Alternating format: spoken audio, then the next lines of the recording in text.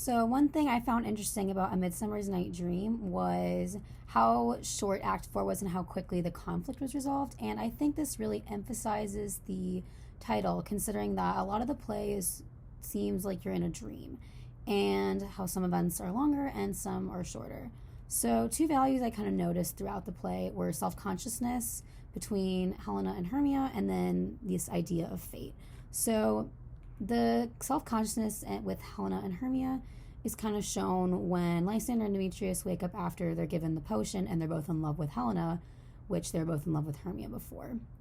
And Helena thinks that they're almost mocking her, so that kind of shows that she can't really handle two guys liking her, and she feels like she's not worthy enough. Versus Hermia, you see her low self-esteem and how she almost bases her confidence and her worth off of these two guys loving her. And then fate, so this story could have ended so many ways, but it ended in the best case scenario, and Hermia ends up with Lysander and Helena ends up with Demetrius.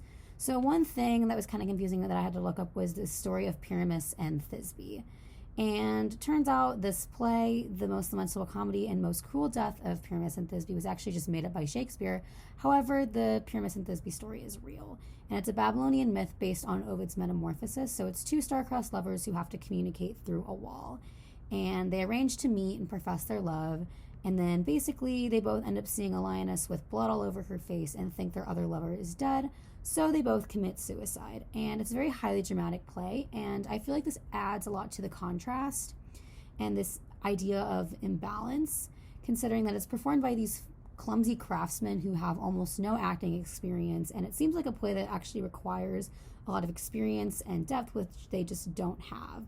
And it's also shown where when they're in the woods, they try to change the play to kind of adhere to this standard for women, which goes into our next question about gender. So there's also this contrast between how men and women are supposed to be depicted. So women during the day were kind of supposed to follow this standard. This is shown through when Hermia wants to marry Lysander, but her father wants her to marry Demetrius.